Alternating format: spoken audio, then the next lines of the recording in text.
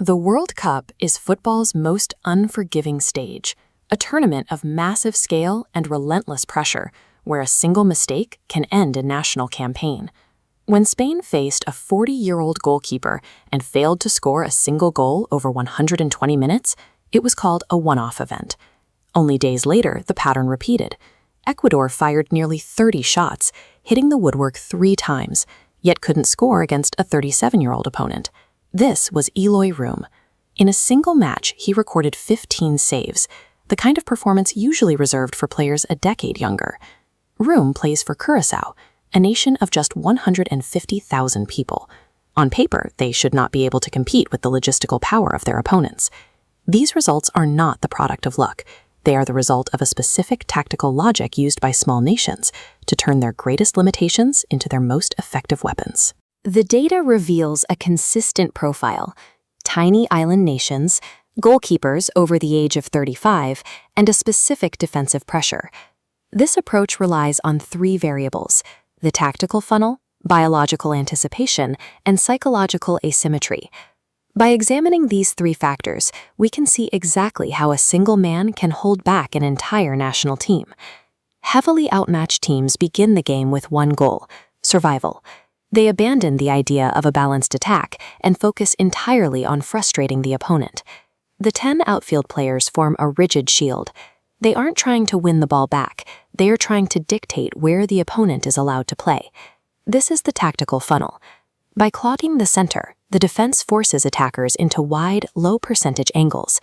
When the shot comes, they funnel the ball to the only man positioned to stop it, the goalkeeper. In a one-sided match, you don't need 11 heroes.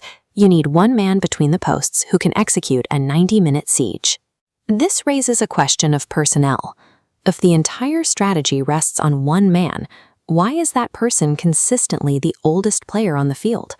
For most players, aging past 35 means a loss of the sprinting speed and stamina required to cover miles of grass.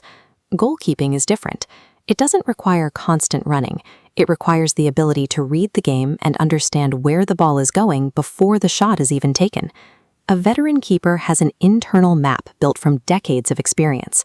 They recognize body mechanics and shot trajectories that a younger player hasn't seen enough times to memorize.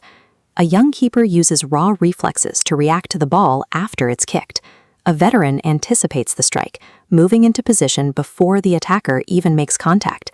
When the job is to predict the future, those decades of data become an advantage that youth cannot match. As the match goes on without a goal, the physical battle shifts into a mental one. The underdog goalkeeper plays with nothing to lose. With no pressure or expectations, they are free to play entirely on instinct. The favorite, however, panics. The longer they go without scoring, the more they feel the weight of a potential humiliation. They begin to rush. They force shots that aren't there and hit the post because they are overthinking the finish. The giant ends up defeating itself, broken by the pressure of its own expectations. These performances have a massive cultural impact. After holding Spain to a draw, one goalkeeper saw his social media following jump from 46,000 to nearly 15 million in just a few days. Audiences are drawn to these stories. We find more drama in a grueling defensive stand than in a high-scoring victory by a dominant team. There is a unique power in watching one person stand firm against a massive, coordinated attack. As long as the beautiful game allows a single player to use their hands to protect the net, this strategy will remain a threat to every major team in the world. Somewhere, right now, another small nation is preparing to do the exact same thing. Because while power wins matches, the World Cup builds its history on the wall.